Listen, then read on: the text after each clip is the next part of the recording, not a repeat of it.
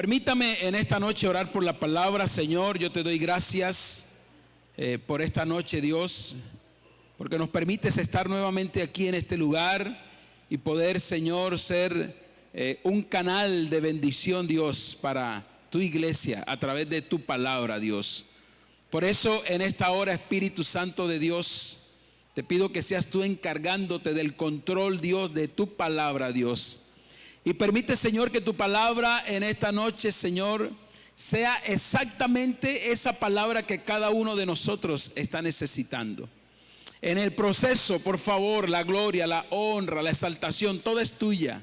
Nosotros solo somos instrumentos en tus manos que tú en este tiempo, Señor, has decidido usar. Por ende, te damos gracias por tu fidelidad, por tu amor y porque nos has escogido, Dios, a ser parte del trabajo, del crecimiento, de la obra tuya aquí en la tierra y específicamente en este sector de Villa del Rosario, Dios, donde tú nos has puesto.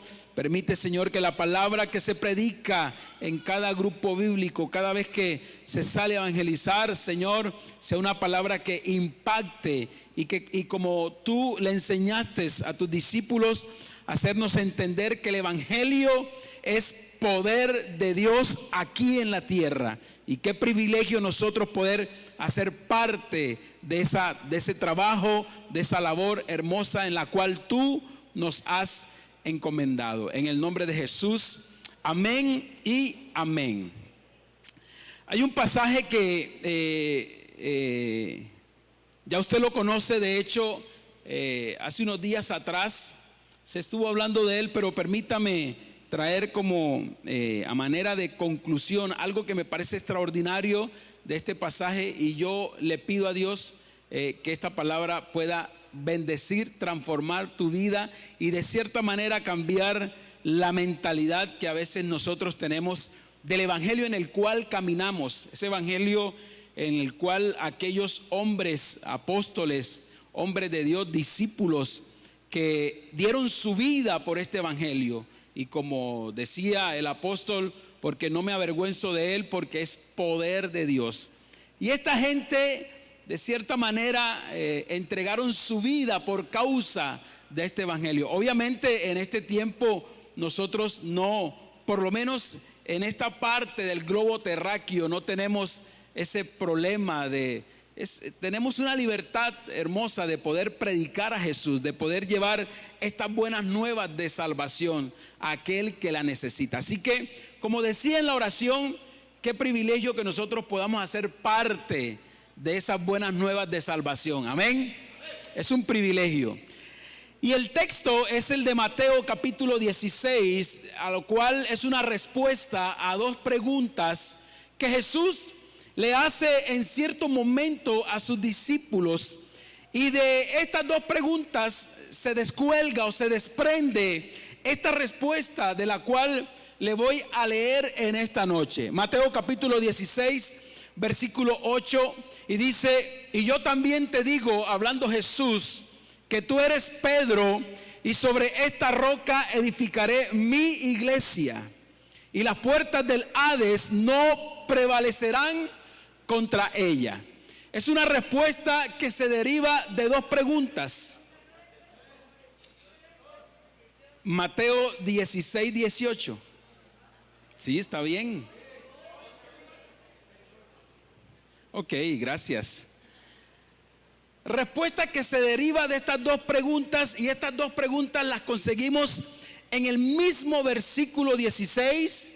Una de ellas está en el capítulo 13 y es: ¿quién dicen los hombres que es el Hijo del Hombre? Y la segunda pregunta está en el versículo 15: ¿y vosotros quién decís que soy yo?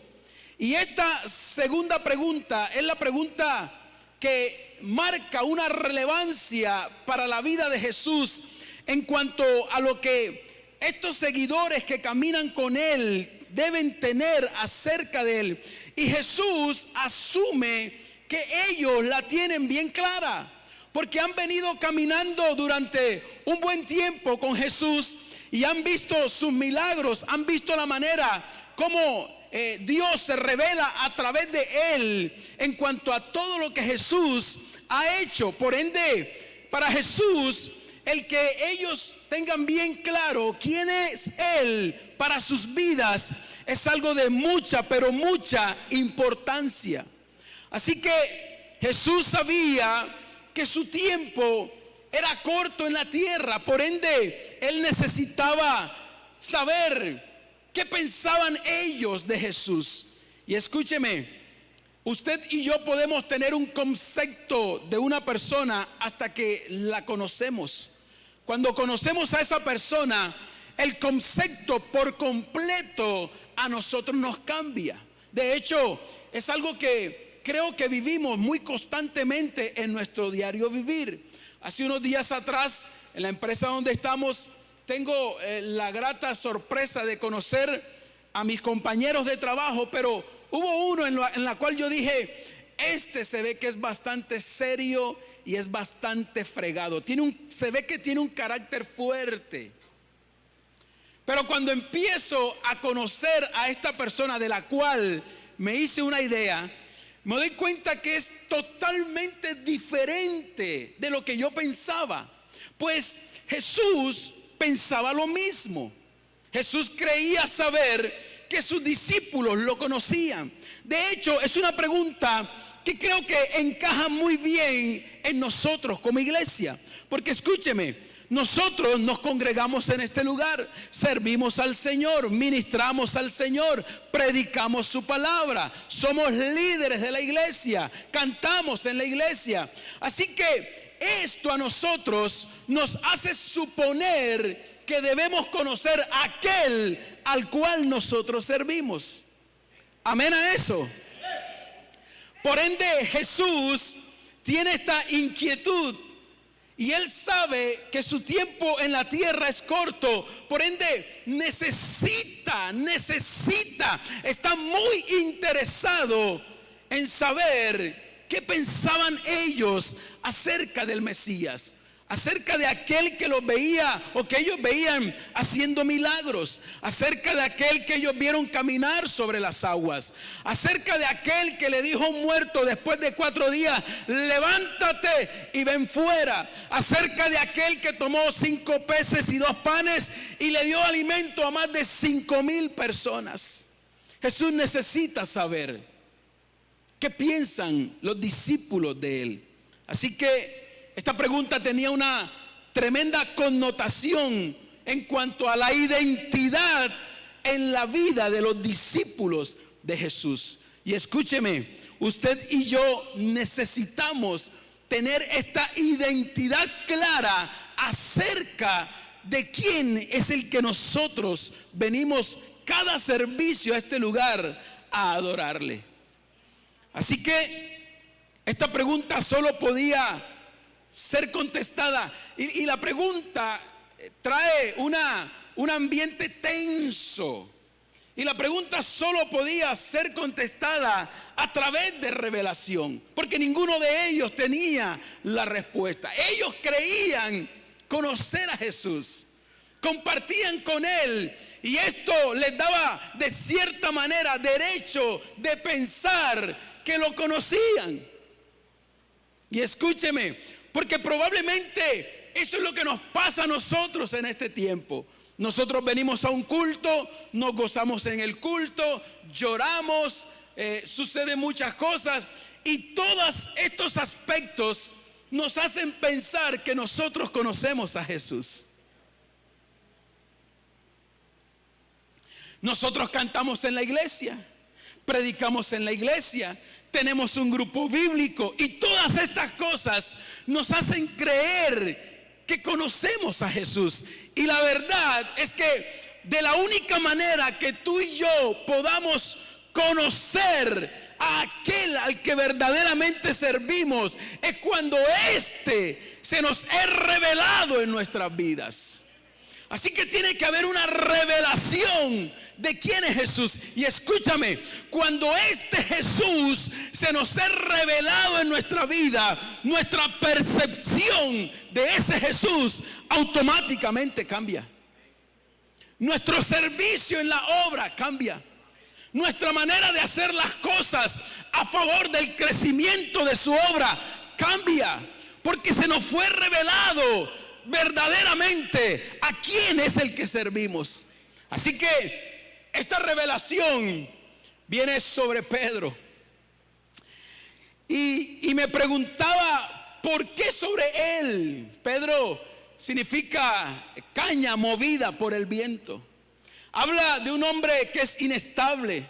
Habla de un hombre que es ligero para tomar decisiones. Pero a él se le viene o se le es revelado por parte de Dios Padre.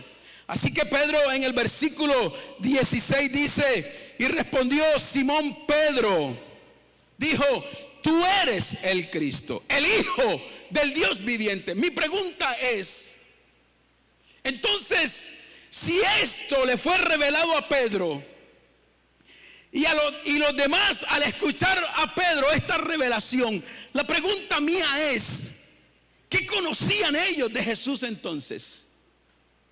¿Cuál era la verdadera intimidad que ellos tenían de Jesús? Y Pedro dice: tú eres el Cristo, el Hijo del Dios viviente. Y Jesús resalta: bienaventurado eres porque no te lo reveló carne ni sangre, sino mi Padre que está en los cielos. Y como desenlace de todo lo que está sucediendo o de esta revelación, Jesús le dice lo que le leí al principio: ahora te digo que tú eres Pedro. Y Jesús le está diciendo: eres roca pequeña, y sobre esta roca edificaré mi iglesia. ¿De quién es la iglesia? Diga conmigo: de Cristo. Vamos, dígalo, es de Cristo. Mi iglesia. Y el poder de la muerte nunca jamás podrá conquistar a mi iglesia. Ahora, escuche bien esto. Cuando Jesús está diciendo que sobre esta roca edificaré mi iglesia, la pregunta entonces que tendríamos que hacernos: ¿a qué iglesia se está refiriendo? Porque escúcheme, a veces hacemos un montón de cosas y tenemos un montón de actividades, tenemos un montón de eventos, y todo esto nos hace parecer iglesia.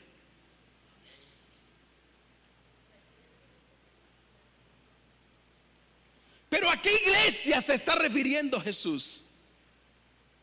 Y creo por el Espíritu Santo que cuando Jesús dice: y sobre esta roca edificaré mi iglesia, es aquella iglesia que debe tener la misma experiencia que tuvo Pedro.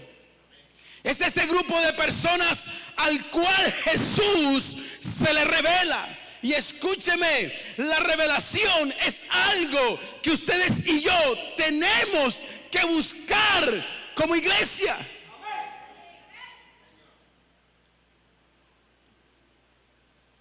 Pero ¿qué está haciendo la iglesia?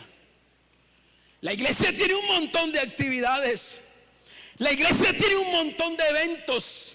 La iglesia tiene un montón de cosas y cada vez nos inventamos más cosas. Y la pregunta entonces es: ¿en qué momento o cuál es el tiempo o el espacio para yo poder buscar esta revelación de Dios en mi vida? Así que cuando vamos a Efesios capítulo 2 versículo 20, primero el texto anterior nos deja bien claro que Cristo es el fundamento de la iglesia.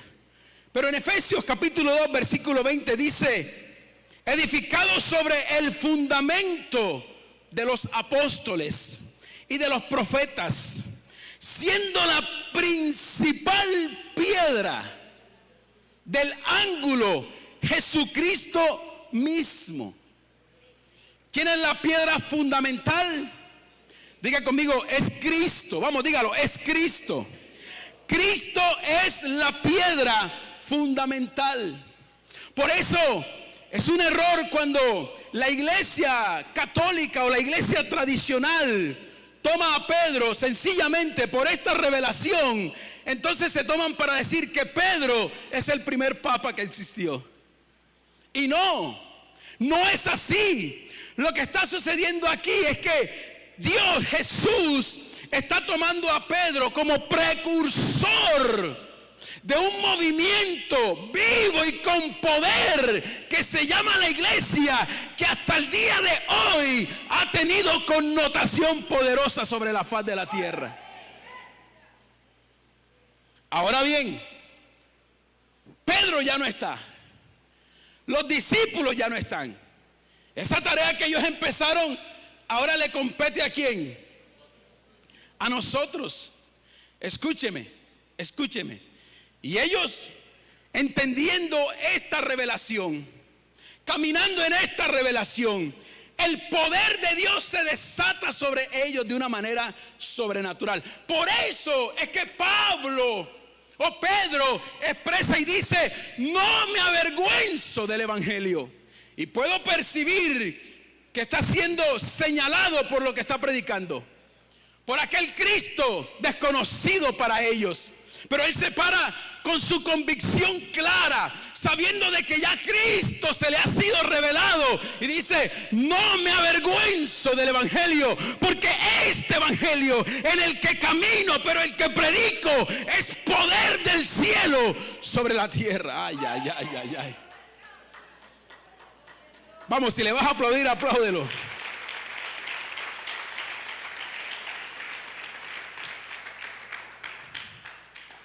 Así que en un sentido, Pedro fue la base, no de una nueva religión, sino de un cuerpo viviente, el cuerpo de Cristo en la tierra, llamado iglesia, al cual ustedes y yo pertenecemos. Usted se tiene que alegrar por eso en esta noche.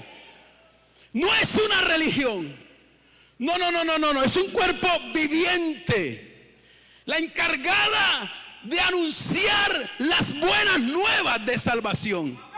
Escúcheme, hermano, escúcheme.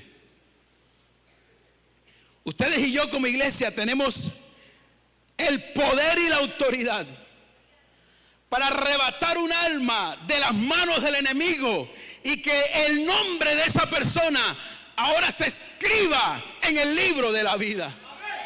¿Sabe por qué? Porque la iglesia es poder. La iglesia está viva. Por eso es que donde la iglesia se establece, el entorno, el barrio, las personas, las casas que están alrededor tienen que ser contagiadas por ese poder de Dios vivo.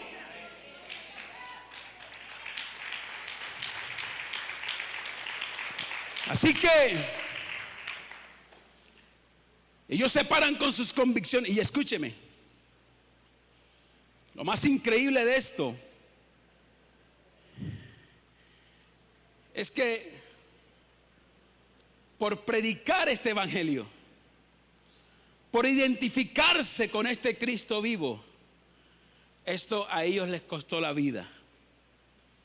Tremendo. Y no importando cuál fuera el precio que ellos tuvieran que pagar, sus convicciones lo llevaron hasta las últimas consecuencias con tal de agradar a Cristo. Así que Pablo dice: yo no me avergüenzo de este evangelio. ¿Será que esa misma expresión de Pablo es la que nosotros decimos en nuestra universidad, en el colegio, en la empresa, en el trabajo? Cuando por lo menos alguien se da cuenta de algunas actitudes y nos dicen: usted como que es evangélico, ¿cierto?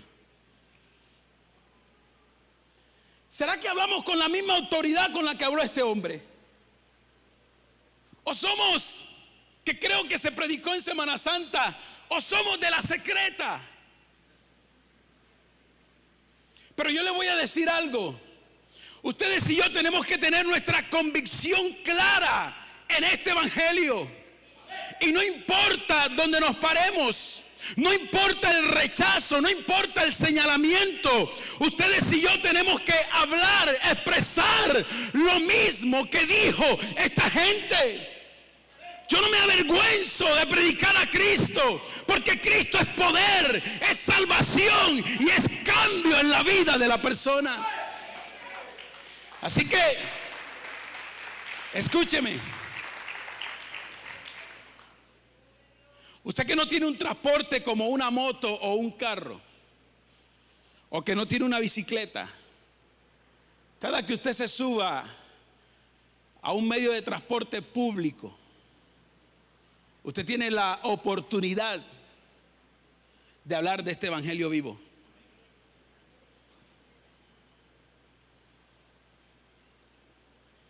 Así que esta revelación de Pedro no nos muestra a una religión, nos muestra qué es poder, qué es transformación. Y escúcheme, la religión es el hombre tratando de acercarse a Dios, pero Jesucristo es el mismo Dios acercándose al hombre. Se lo voy a volver a repetir. La religión es el hombre tratando de acercarse a Dios, pero Jesucristo, que es poder, que vivifica nuestras vidas, es el mismo Dios acercándose a nosotros. Ay, ay, ay, ay, ay, ay, ay. Y el mejor ejemplo que te puedo colocar en esta noche, que viene a mi mente, es la del hijo pródigo. El hijo pródigo sale de la cobertura de su padre, de aquel que le proveía alimento, de aquel que le proveía seguridad. Pero él un día, en un acto de rebeldía, decide salir fuera de esta cobertura y va y vive su vida fuera de los parámetros de su padre. Pero un día la situación le cambia para mal, y ahí dice la Biblia que él recapacita y se acuerda que en la casa de su padre hay abundancia. Se acuerda que cuando estaba en la casa de su padre estaba protegido, no le hacía falta nada. Así que un día decide, en su condición de mártir, por decirlo de esta manera, en su condición de persona que lo ha perdido todo, decide regresar nuevamente a aquella cobertura de la cual un día decidió salir. ¿Y sabe qué es lo extraordinario de este Jesús? Que nos muestra a Dios acercándose a nosotros. Que y yo sé que usted conoce la historia del hijo pródigo. Dice la Biblia que aquel padre que un día vio salir a su hijo de su cobertura, dice que todos los días salía por aquel camino donde este muchacho se había ido, porque él estaba seguro que un día iba a volver nuevamente. Y ese día llegó. Y dice la Biblia que el padre ahí en ese camino, cuando lo vio venir a la distancia, dice que salió corriendo a su encuentro. Ay, ay, ay, ay, ay, ay, ay. Es Dios acercándose a nosotros. Escúchame, tú y yo no llegamos a Dios porque sí, no. Es más, todos los que estamos aquí, en ningún momento estaba en nuestra agenda buscar a Dios. Sencillamente, Dios se acercó a nosotros y escúchame, estábamos en una condición pecaminosa. Estábamos en una condición de separación de la gracia de Dios. Pero no importando esta condición, Dios se acerca a nosotros. Ay, ay, ay. Él sale a nuestro encuentro. Olíamos a pecado, olíamos a inmundicia, pero Él dice que se acerca y nos abraza. Ay, ay, ay, ay, ay, ay, ay. ¡Cuán amor el de este Dios para con nosotros! Dice Deuteronomios capítulo 30, versículo 11. Porque este mandamiento que yo te ordeno hoy no es demasiado difícil para ti, ni está lejos, no está en los cielos para que digas: ¿quién subirá por nosotros al cielo? Y no lo traerá y nos lo hará oír para que lo cumplamos. Ni está en lo alto, ni está al otro lado del mar para que digas: ¿quién pasará por nosotros el mar para que nos lo traiga y nos lo haga oír? A fin de que lo cumplamos. Cuando ustedes y yo miramos este texto nos muestra que la religión es un conjunto de ritos, de tradiciones, de buenas obras, de sacramentos, para tratar de alguna manera acercarnos a Dios. Pero ¿sabe? Los resultados son negativos, porque tú no tienes que hacer nada para ganarte el favor de Dios. Escúchame, tú y yo no tenemos que hacer nada para ganarnos la misericordia y el amor de Dios. Desde antes de la creación del mundo, Dios decidió amarnos. Así que no hay que hacer absolutamente nada. Recuerdo que la semana pasada, que estábamos en Semana Santa, en el culto del día, el que fue a las 5 de la tarde, el viernes, yo venía de mi casa por el anillo vial y eso era una multitud de gente. Una cosa increíble, hermano, que de allá venimos muchos de nosotros. Hacíamos lo mismo. Y cuando yo venía, reduje un poco la velocidad de mi medio de transporte. Y sencillamente yo miraba toda esta multitud y yo decía: si ellos supieran que no tienen que hacer eso, porque ya Jesús pagó en la cruz del Calvario la deuda de ellos. Pero ¿sabe por qué lo hacen? Porque sencillamente Cristo no ha sido revelado en sus vidas. Y escúchame, al igual que ellos, así estamos muchos de nosotros. El venir a la iglesia no es una pasión para nosotros. Es porque me tocó, es para que el pastor no se ponga bravo, es porque no tengo nada que hacer. Y cuando usted piensa de esta manera, usted es un religioso más. Cristo no ha sido revelado en su vida. Escúcheme, porque cuando Cristo se ha revelado en tu vida, escúchame, no hay circunstancia que se te atraviese en la vida para que tú vengas a este lugar y tengas una revelación, tengas un encuentro y el Dios del cielo hable a tu corazón. Así que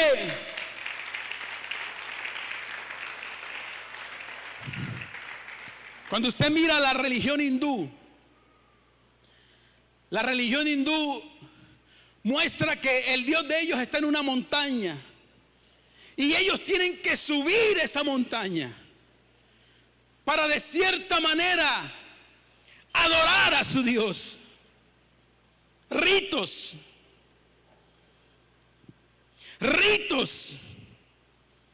Pero el evangelio, diga conmigo el evangelio. Vamos, dígalo, el evangelio es poder de Dios. Es Dios rebajándose hasta la condición más baja de pecado, tanto así que fue rechazado por su Padre, pero con tal de rescatar al hombre y ofrecer salvación, se humilló hasta lo más bajo, ¿sabe? Ay. Y es aquí donde yo me pregunto de por Dios, ¿qué hice de bueno para merecer tanto? ¿Qué hicimos para merecer esta salvación? Y el escritor a los filipenses lo describe de una manera magistral en el capítulo 2, versículo 7, diciendo: sino que se despojó a sí mismo, tomando forma de siervo, hecho semejante a los hombres, y estando en la condición de hombre, escuche lo que hizo el Creador por ti y por mí. Dice, se humilló. Eso hizo el Creador. Se humilló a sí mismo, haciéndose obediente hasta la muerte, y muerte de cruz. Por lo cual Dios también lo exaltó hasta lo sumo y le dio un nombre que es sobre todo nombre, para que en el nombre de Jesús se doble toda rodilla de los que están en los cielos, pero también en la tierra, y toda lengua tendrá que confesar que Jesucristo es y será siempre el Hijo de Dios. Oh, aleluya. Aleluya. Vamos, yo creo que tú tienes que aplaudir fuerte ese sacrificio de Jesús por ti y por mí en la cruz del Calvario.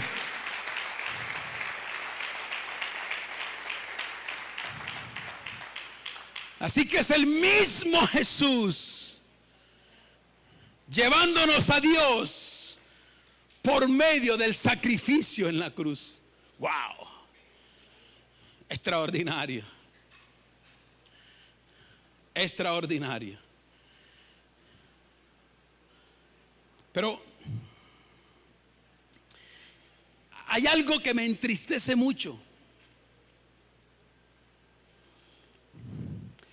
Nuestro pastor Alexander, muy extraordinariamente, ha venido predicando los días viernes y ha sido muy enfático en hacerle saber a la iglesia que Cristo está a las puertas.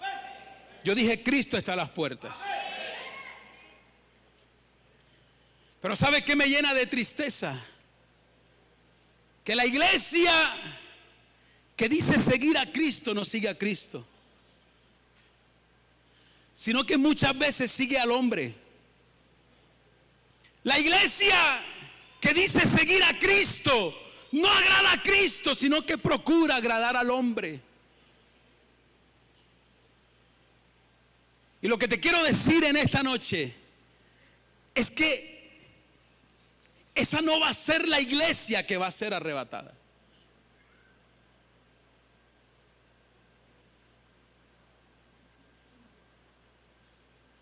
Por eso, deja bien por sentado la Biblia cuando dice, muchos son los llamados, pero los escogidos son pocos. Y tú y yo tendríamos que hacernos una pregunta en esta noche. ¿De verdad detrás de quién vamos?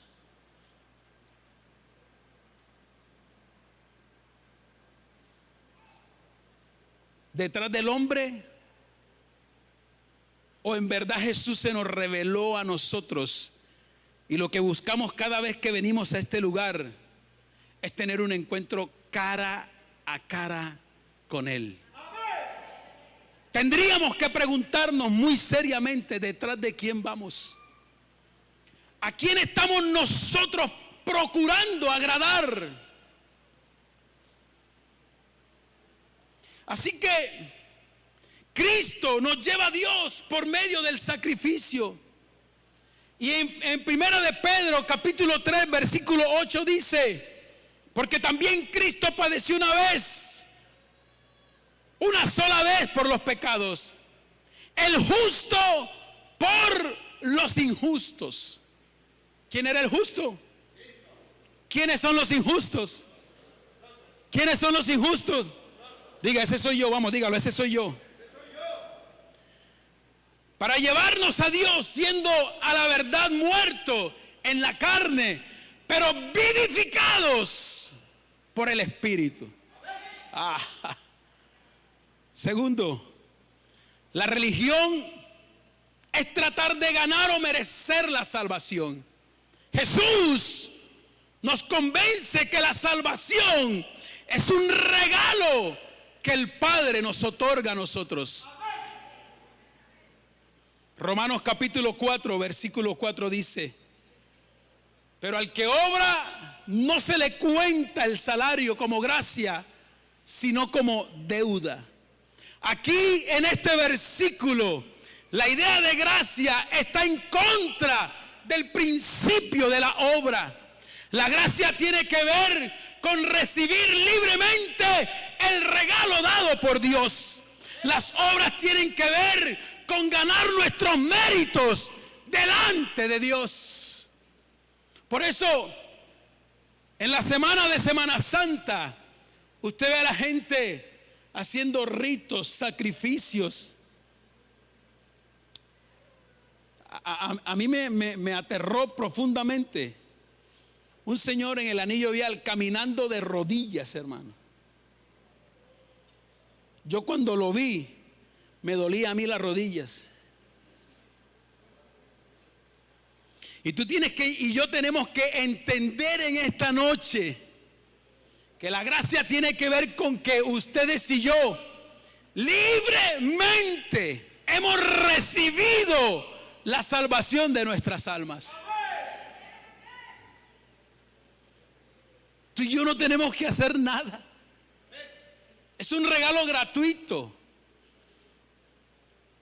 Pero el regalo lo podemos tomar, pero también lo podemos desechar.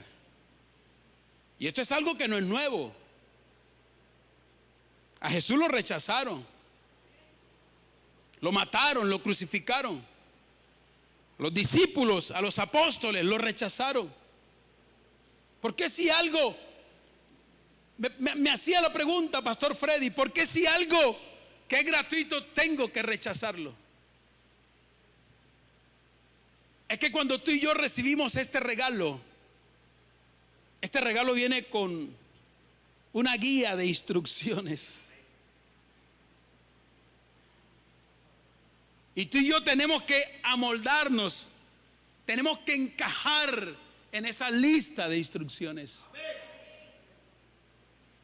Si no, lo que vamos a hacer es rechazar.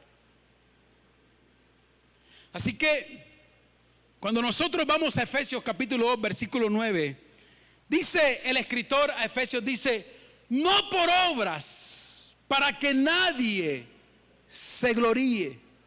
Es por su bondad inmerecida que somos salvos. ¿Qué fue lo que le permitió al hijo pródigo poder llegar a casa?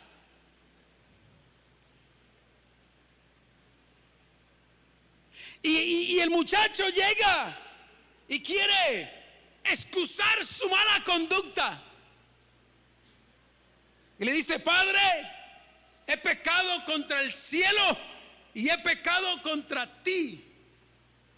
Por lo tanto, no soy digno de ser llamado hijo tuyo. Escúcheme, la condición de pecado le hacía saber en su corazón que no era digno de recibir lo que en un tiempo fue de él.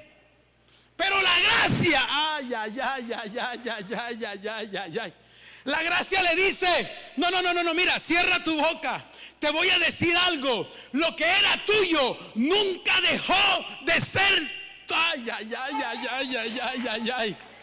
No es por obras, hermano. No es por obras. La gracia de Dios nos permite ser salvos. Así que esta gracia, en vez de condenarlo, lo que hace es recibirlo.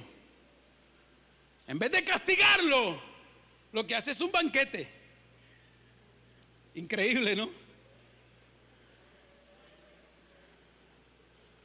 Escúcheme. Esa es la misma gracia que todos los que estamos aquí debiéramos de tener con nuestro prójimo. Pero somos fáciles para señalar. Somos fáciles y rápidos para juzgar. Y la pregunta es: ¿quiénes somos nosotros para juzgar y señalar el pecado de otro? Si nosotros estamos en la misma condición, ¿quiénes somos? Y el único que lo puede hacer nos abre sus brazos y nos recibe. Mire esto que le voy a decir. Hace muchos años sucedió algo con una persona muy allegada a la familia. Se había extraviado, había tomado rumbos de perdición. Total que esta persona que era muy allegada, o que es allegada a la familia, de pronto se pierde. No sabemos nada de esa persona. Lleva muchos días desaparecido. Y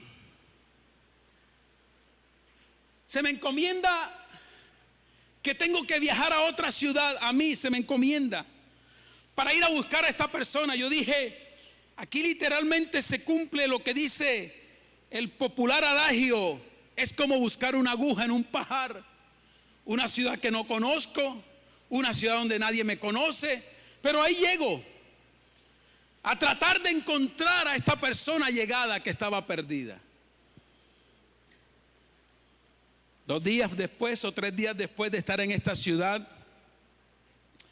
entra una llamada y es de un puesto de policía diciendo: aquí está una persona que se hace llamar tal y tal.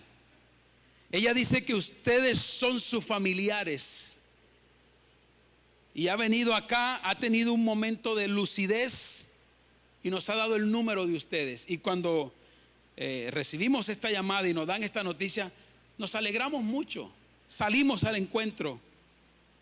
Cuando llegamos al sitio, yo veo a esta persona a la distancia de como donde está el atril, el alfolí. Y cuando la veo, el aspecto no es el mejor. Tenía varios días sin recibir un baño. Así que cuando yo la veo, soy conmovido, se me parte el corazón y salgo a abrazar a esta persona. Y cuando la abrazo, la experiencia no fue grata para mí, porque llevaba varios días sin bañarse, durmiendo en la calle.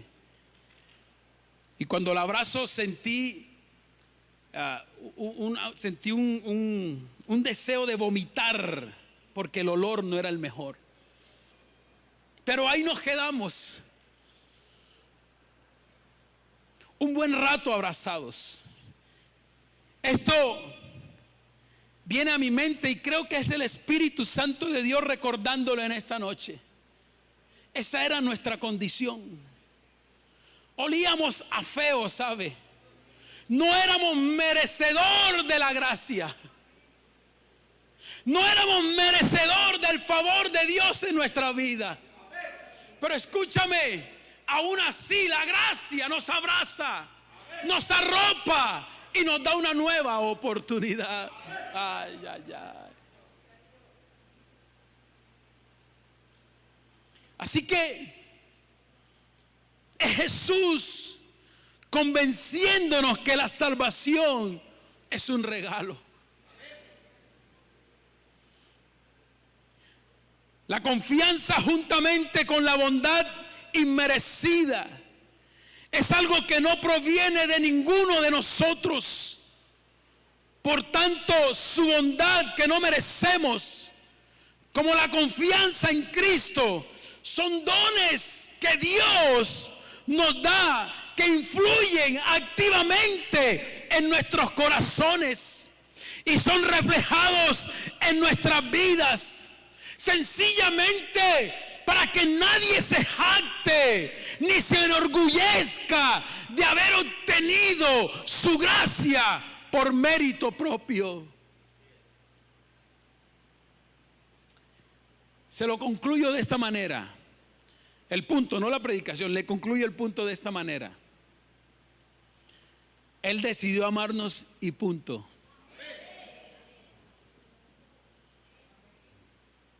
Razón tenía el pastor Emilio de los Ríos hace unos días atrás, cuando estoy con él en la calle y hay un indigente acostado en un andén y me dice: venga, acompáñeme, y pasamos de este andén a donde estaba el indigente. Y este hombre se le acerca y lo toca y lo acaricia y me dice: esta es la obra del Señor. Y me dice: esta era nuestra condición. Pero hasta ahí descendió Jesús para darnos una nueva oportunidad. ¿Sabe cómo nos tenía el pecado? Nos tenía como indigentes. ¿Qué pasa cuando usted ve a un indigente en la calle? ¿Lo abraza? ¿Le pregunta la dirección? ¿Le dice: hola, buenos días, ¿cómo estás? ¿Qué pasa? Enseguida hay un total rechazo por parte de nosotros. Pero se nos olvida que esa era nuestra condición. Y que un día Jesús nos encontró de donde estábamos perdidos. Y nos trajo. Nos limpió con su preciosa sangre que fue derramada en la cruz del Calvario. Con su puño y letra escribió nuestro nombre en el libro de la vida. Nos puso un vestido nuevo. Nos puso un calzado nuevo. Nos puso anillo nuevo. Y como dice la palabra, cuando uno de estos se arrepiente, entonces hay una fiesta en el cielo. Escúcheme, el cielo, usted y yo no éramos merecedores del cielo. Pero cuando Jesús nos encontró en el cielo, se gestó una fiesta extraordinaria. Porque uno de los que estaba perdido ahora tiene un camino claro y que lo conduce a la vida eterna. Aleluya. Así que la religión, por su forma de vivir y por sus buenas obras, piensa que Dios tiene una deuda con él. Ellos piensan que se han ganado la salvación por sus méritos y que Dios tiene que pagarles con salvación todo lo bueno que han hecho con sus vidas. Dice Isaías capítulo 64 versículo 6: si bien todos nosotros, ¿cuántos? Somos como suciedad y toda nuestra justicia como trapo de inmundicia. La realidad de la realidad es que somos pecadores y no merecemos absolutamente nada, y mucho menos la salvación. Porque el apóstol dice en Romanos capítulo 3 versículo 23: por cuanto todos pecaron, están destituidos, están excluidos de la gloria de Dios. Así que, señoras y señores, en esta noche, la realidad es que Dios no tiene deuda con ninguno de nosotros. Dios no le debe nada a nadie, y mucho menos la salvación. Pues ninguna de nuestras obras nunca serán suficientes para ganar salvación. Y la Biblia dice: no hay justo ni aun uno. No hay quien entienda. No hay quien busque a Dios. Todos se desviaron. Diga conmigo: todos. Vamos, diga: todos. Aún se hicieron inútiles. No hay quien haga lo bueno. No hay ni siquiera uno. Ni siquiera uno. Y usted escucha a la gente decir: es que yo soy bueno. Yo no me meto con nadie. Yo regalo a fin de mes mis mercaditos. Yo ayudo a los pobres. Yo soy bueno. Y la Biblia dice: bueno no hay uno. Dice la Biblia. Ojo, dice la Biblia: el único hombre bueno, sin tacha, sin mancha alguna, que pisó esta tierra, el antes y el después de Jesús, todos somos pecadores. Todos, absolutamente todos. La religión está basada en lo que dicen los hombres. Jesús es la palabra viva.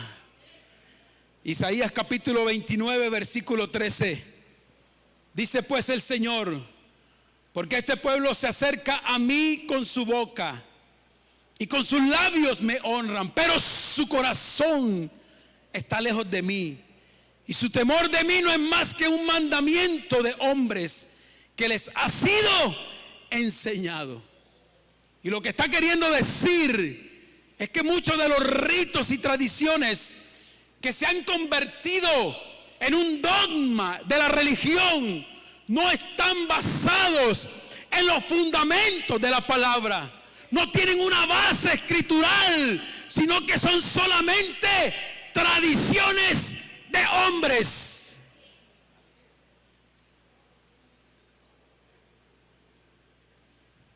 Y la pregunta es, ¿por qué entonces lo hacemos? Yo me he encontrado con la sorpresa que usted va a casas de cristianos y su Biblia está abierta en el Salmo 23.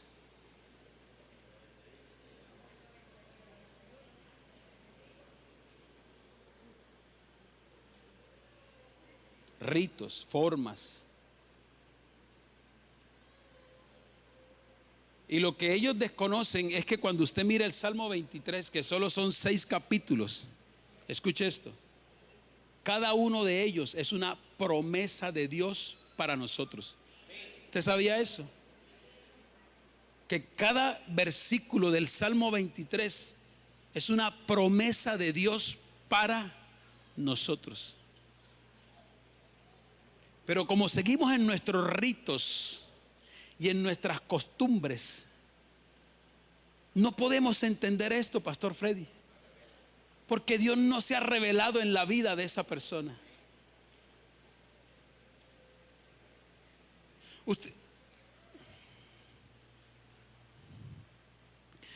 Usted sabía que hay cosas por las que usted y yo no tenemos que orar,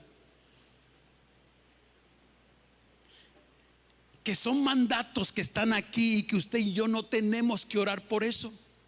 ¿Sabía eso? Pero ¿por qué lo hacemos? Usted sabe que usted no tiene que orar por sanidad. ¿Sabía que usted no tenía que orar por sanidad?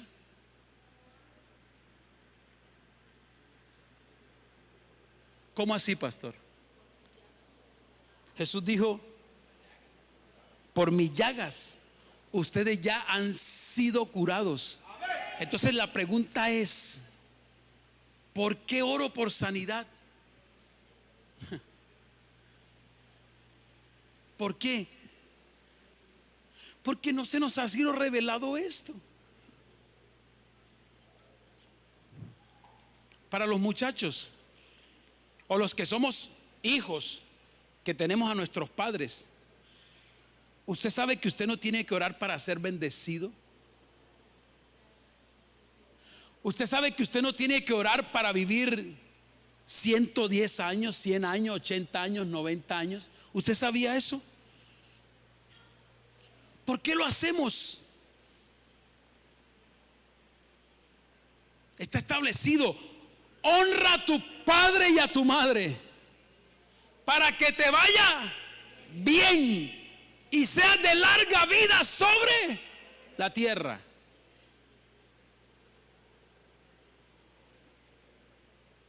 Hay cosas por las que no tenemos que orar y nos desgastamos orando.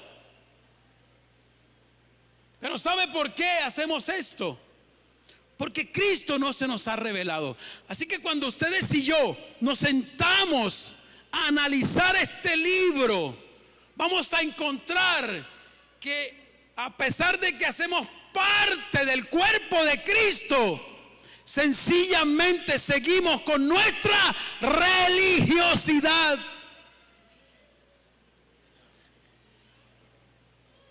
Por eso, cuando faltan 20 para las 9, ya usted empieza a mirar el reloj. Por eso usted se queda dormido en la iglesia. Díganme amén los que están dormidos.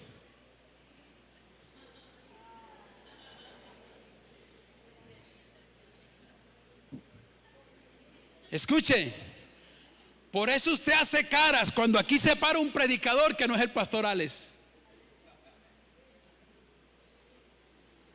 ¿Sabe por qué? Y usted dice ser cristiano, pero eso solo es un título. Pero Cristo no ha sido revelado en su vida. Cristo no ha sido manifestado en su vida. Yo le decía al pastor Freddy, y de paso le suelto aquí, líder. Bueno, usted estuvo con nosotros. Tuvimos culto de familia el día miércoles. Y doy gracias a Dios por la vida de Fabián, que lo vi por ahí. Ahí está Fabi. Una palabra que bendijo nuestras vidas.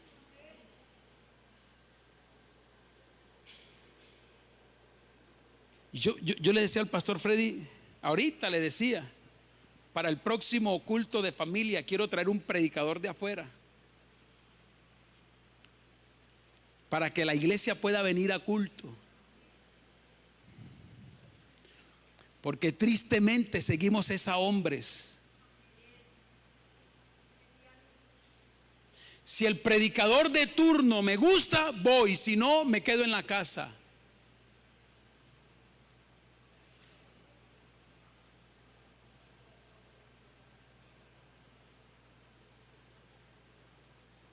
Porque nos estamos acostumbrando a seguir a hombres y no a Cristo. ¿Cómo fue? Mirando al burro y no al rey que va en el burro.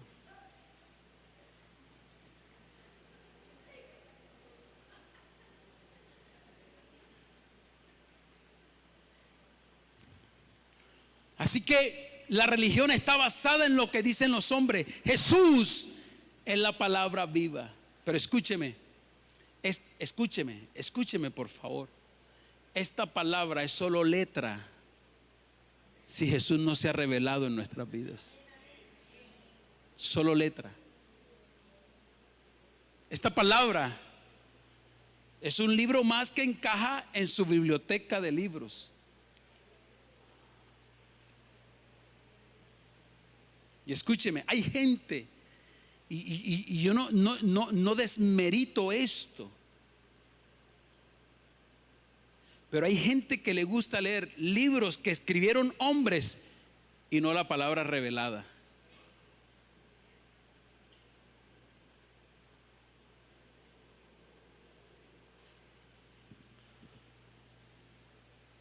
Escuche esto que le voy a decir, que va a sonar duro. Esta palabra revelada para muchos ya se convirtió en plato de segunda mesa. ¿Quiere que se lo demuestre? Levanten todos los que trajeron Biblia. Cuando usted y yo venimos a este lugar, no es el celular lo que tenemos que traer, es la Biblia. Pero Pastor Freddy, tristemente tenemos iglesias que están haciendo eventos para que la gente traiga la Biblia a la iglesia, porque la Biblia se convirtió en plato de segunda mesa. Levánteme todos los que trajeron Biblia.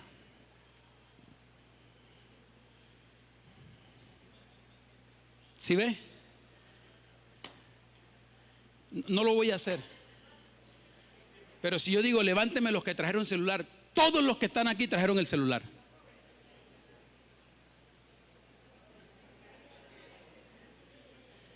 Esto se convirtió en plato de segunda mesa para muchos. Por eso es que tu matrimonio es un matrimonio raquítico. Por eso es que tus hijos no quieren saber nada de Dios, ni de la iglesia, ni del evangelio. Por eso es que tú los ves, tú sirviendo aquí, pero tus hijos allá dando mal testimonio. Porque ya no hay palabra en nuestras casas. Pero lo que sí abunda en Netflix.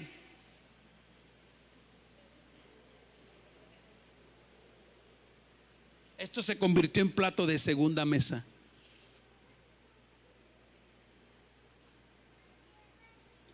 Usted me puede decir amén o ay, ay, ay. Y yo creo que lo que tiene que decir es ay, ay, ay.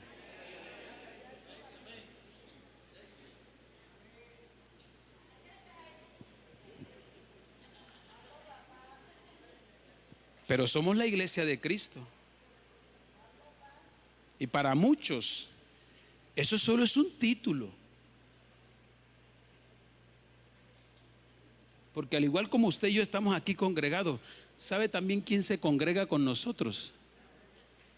¿Sabe también quién se congrega? El enemigo. Él está aquí para hurtar, robar la palabra que Dios te quiere entregar. Él está aquí para distraerte y que tú no recibas la palabra. Y te tengo noticias, se la sabe desde la primera letra de Génesis hasta el Apocalipsis. Si no, pregúntaselo a Jesús. ¿Con qué enfrentó Jesús el enemigo en el desierto? El enemigo de Jesús. No fue con boberías y estupideces, fue con la palabra.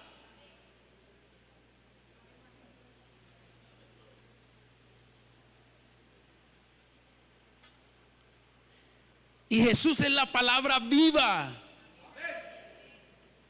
Por ende, un verdadero cristiano tiene que hacer lo que dice la palabra. Y la palabra dice: no te dejes de congregar como la gente lo tiene por costumbre.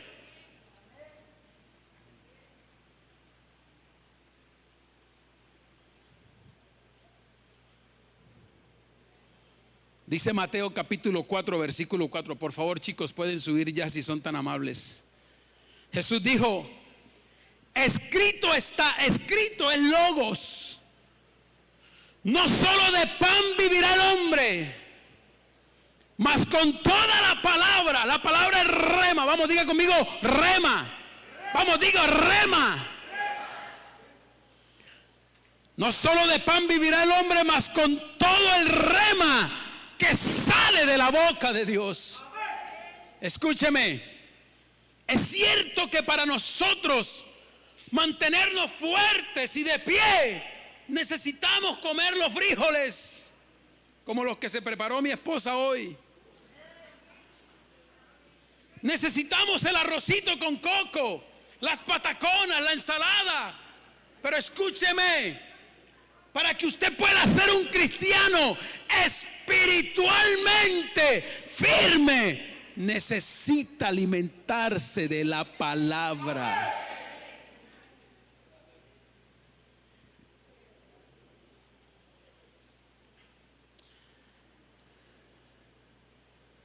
¿Hace cuánto no la leemos? Usted me dice amén, pero lleva meses sin leerla.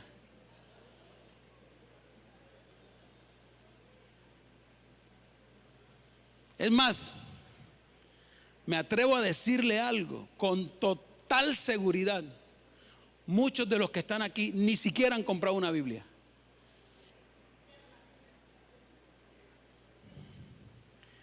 Así que esta palabra debe convertirse en algo esencial en la vida de la iglesia. Escúcheme, iglesia, por favor, escúcheme. Si hay algo que va a mantener tu matrimonio, a tus hijos, tu ministerio, tu llamado, es la palabra. No, escúchame.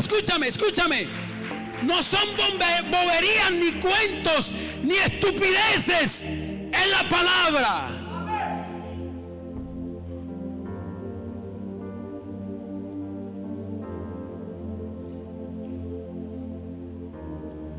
Es esta palabra la que dará la estabilidad en nuestras vidas. Es esta palabra la que nos dará seguridad y nos dará garantía y cumplimiento de nuestros propósitos. Jesús dijo que incluso si el cielo y la tierra pasarán, la palabra permanece viva ayer, hoy y siempre. Aleluya.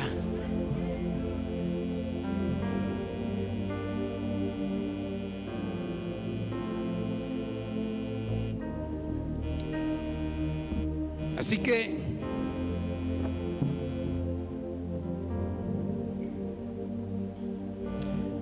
mi hija Isabela me dijo: papá, el otro año cumplo 15.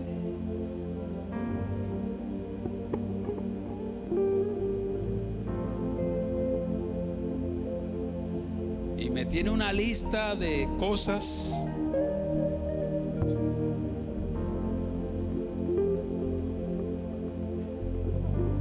y si supiera que lo que le quiero regalar de 15 años es otra Biblia.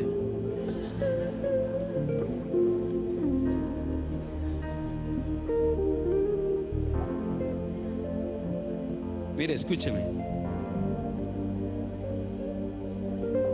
Muchos de nuestros hijos, escúcheme esto, se están perdiendo en el pecado. ¿Y sabe quiénes son los responsables de que nuestros hijos hayan agarrado esos rumbos? Usted y yo como padre.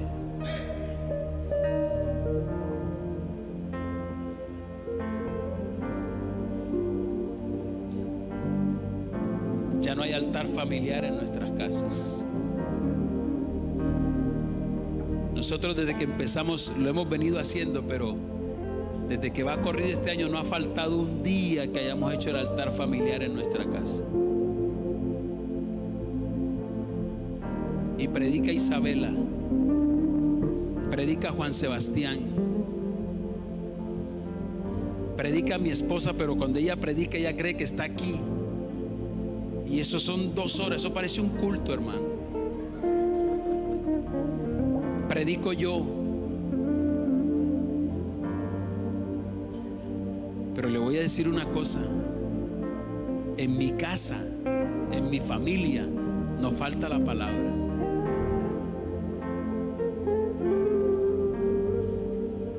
Y si usted me pregunta que si somos el matrimonio perfecto, no lo somos. Llevo 17 años aguantándomela. Y aparte de eso me tengo que aguantar a la suegra, porque ella es de la que llega sin invitaciones. Ella llegó: ¿y usted qué hace aquí?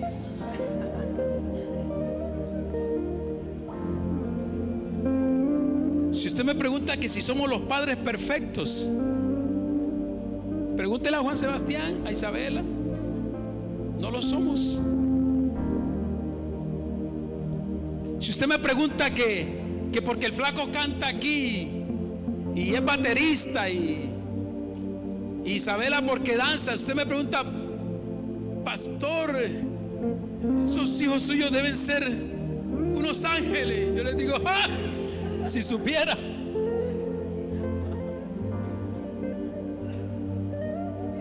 Pero sabe, como familia estamos fundamentados. Mi esposa y yo tenemos nuestro matrimonio fundamentado en la palabra. Y hemos tenido pruebas, crisis, pero si hay algo que nos ha mantenido en el servicio y en la búsqueda de Dios, es la palabra.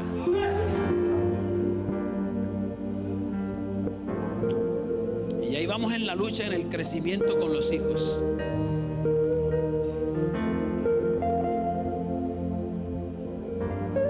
Escúcheme, Dios no se va a revelar en una iglesia que no ame su palabra. Se lo voy a volver a decir. Dios no se va a revelar en una iglesia que no ame su palabra. Y en estos tiempos, ¿cómo se demanda de eso? Dios está demandando eso de la iglesia. Es más, es tanta la demanda de Dios que dice: de la única manera que ustedes no se pierdan es cuando estudian la palabra. Él dice: mi pueblo se perdió, se destruyó porque no leía la palabra.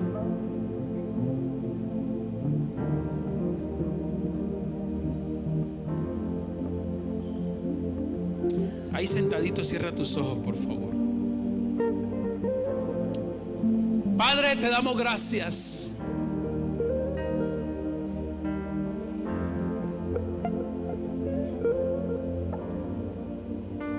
Porque sea cual sea el propósito con el que tu palabra venga, siempre será bueno. Es más, yo no tendría que salir de este lugar diciendo qué palabra tan buena. Yo tendría que salir de este lugar confrontado por la palabra.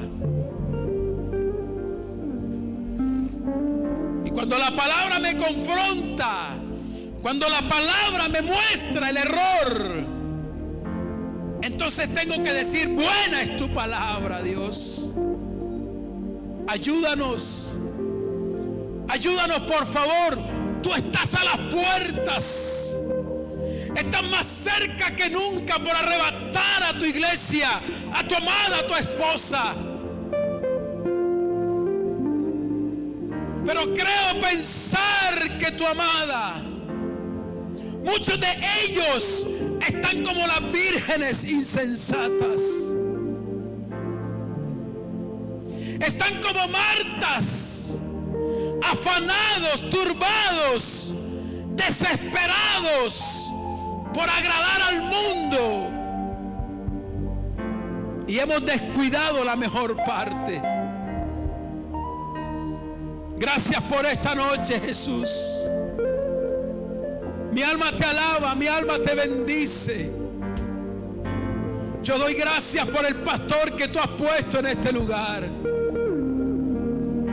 porque si hay algo de lo cual como iglesia nos saturamos, es de palabra. Gracias por la vida del pastor Freddy. Gracias por la vida de Fabián. Gracias por la vida de Rosa, Dios. Gracias por la vida de los predicadores de este lugar, de la hermana Liliana, Señor. Gracias. Gracias por la vida de Nubia, Dios. Porque cada vez que estos hombres y estas mujeres se paran en este púlpito, hay alimento espiritual para la iglesia. Ayúdanos a amar tu palabra. Ayúdanos a desear tu palabra, Dios. Porque de otra manera estaremos siendo como el hombre insensato que construyó su matrimonio, sus sueños, su futuro, su economía sobre la roca o sobre la arena. Y cuando vinieron las dificultades, los conflictos, los inconvenientes,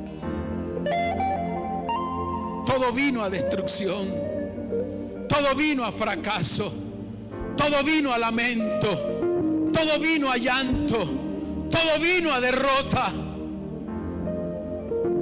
Pero cuando nos enamoramos de tu palabra, Dios, seremos como aquel hombre que cuidadosamente construyó sus sueños, su matrimonio, la vida de sus hijos, su economía, sus emprendimientos sobre la roca que eres tú, Señor.